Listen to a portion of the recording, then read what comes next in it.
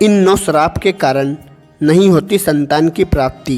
फिर चाहे वह जीवन भर कितना ही प्रयत्न क्यों ना कर ले, वह जीवन भर निसंतान ही रहेगी। जी हाँ दोस्तों, आइए आज के इस वीडियो में हम आपको बताते हैं आखिर कौन से है वह श्राप जिनके कारण महिला को संतान की प्राप्ति नहीं होती, और अंत में उनके उपाय भी बताएंगे। उससे पहले दोस्तों, यदि आप चैनल पर पहली बार आए हो तो वीडियो को लाइक और चैनल को सब्सक्राइब जरूर करें। वैवाहिक बंधन में बन चुके लोगों की तमन्ना होती है कि उनके जीवन में खुशियां बरकरार रहे, फिर चाहे वह सुख शांति से जुड़ी हो या फिर धन संपत्ति से जुड़ी हो। इन्हीं में से एक प्रमुख चीज़ है संतान भी, जिसके बिना शादीशुदा जीवन और पारिवारिक सुख अधूरा रहता है। लेकिन कई बार लोगों को इस सुख की प्राप्ति बहुत देर से होती है। ज्योतिष मान्यता के अनुसार वैसे तो कई तरह के श्राप का योग बताया गया है, जिसके चलते पहले तो संतान नहीं होती, संतान हो जाती है तो संतान को कष्ट होता है और यह संतान की मृत्यु हो जाती है। तो आइए दोस्तों, जानते हैं आज के इस वीडियो में आखिर कौन से है वह श्राप। पहला, सर्प श्राप। इस श्राप के प्रमुख 8 योग या प्रकार बताए गए हैं। यह योग राहु के कारण बनते हैं। इसके लिए नाग प्रतिमा बनाकर विधि पूर्वक पूजा की जानी चाहिए। अंत में हवन कर दान कराना चाहिए, तो इस श्राप का प्रभाव नष्ट हो जाता है। इससे नागराज प्रसन्न होकर कुल की वृद्धि करते हैं। दूसरा है पितृ श्राप। कहते हैं यदि किसी जातक ने गतक जन्म में अपने पिता के प्रति अपराध किया है तो उसे इस जन्म में संतान कष्ट होता है। यह कुल मिलाकर 11 योग या दोष है। यह दोष या योग सूर्य से संबंधित है। इसके अलावा अष्टमी स्थान में राहु या अष्टमेश राहु में पापकृत होता है।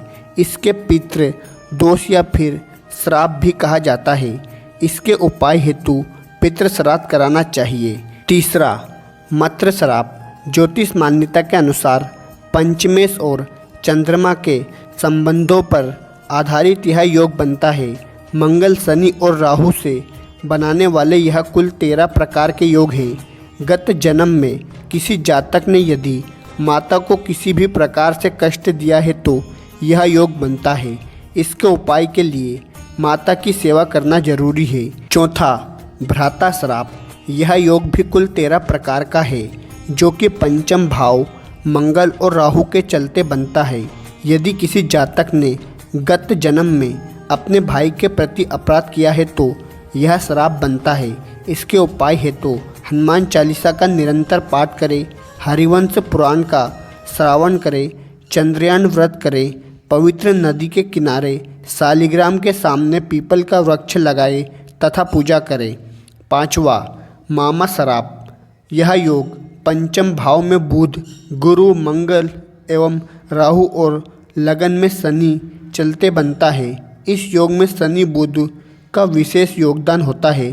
कहते हैं कि पिछले जन्म में जातक ने अपने मामा को किसी भी प्रकार से घोर कष्ट दिया हो तो यह कुंडली में योग बनाता है। इसके उपाय हेतु तालाब, बावड़ी, कुआं आदि बनवाने का विधान है। उसे बनवाकर वह भगवान विष्णु की मूर्ति की स्थापना करे। छठा, ब्रह्म श्राप। यह योग या दोष कुल 7 प्रकार का होता है। 9वें भाव में गुरु, राहु या पाप ग्रह से यह योग बनता है। कहते हैं कि गत जन्म में किसी भी जातक ने यदि किसी ब्राह्मण को घोर कष्ट दिया हो तो यह श्राप बनता है। इसकी शांति हेतु तो पितृ शांति करे और फिर पश्चात रूप स्वरूप ब्राह्मणों को भोजन कराकर उन्हें दक्षिणा दे। 7वां, पत्नी श्राप। यह कुल 11 प्रकार का दोष या युग है, जो सप्तमा भाव में पाप ग्रह के चलते बनता है। कहा जाता है कि यदि किसी जातक ने गत जन्म में अपनी पत्नी को मृत्यु तुल्य कष्ट दिया होगा तो ही यह योग बनता है। इसके उपाय हेतु कन्याओं को भोजन कराएं और किसी कन्या का विवाह कराएं। 8वां, प्रेत श्राप। यह कुल 9 योग से बनता है। खासकर यह दोष सूर्य और 9वें भाव से संबंधित है। कहते हैं कि जो जातक अपने पितरों का श्राद्ध नहीं कराते वह अगले जन्म में निसंतान रहकर रह जाता है। इस दोष की खत्म करने के लिए पितृ श्राद्ध आवश्यक है। 9वां, ग्रह दोष। यह योग कई प्रकार का होता है। यदि बुध और शुक्र के दोष में संतान नहीं हो रही तो इसके लिए भगवान शंकर की पूजा कराए। गुरु और चंद्र के दोष में संतान गोपाला का पाठ करवाए। यंत्र और औषधि का सेवन करे। राहु के दोष में कन्यादान करे। सूर्य के दोष में भगवान विष्णु की आराधना करे। मंगल और शनि के दोष से सती स्वरूप जाप करना चाहिए। धन्यवाद दोस्तों।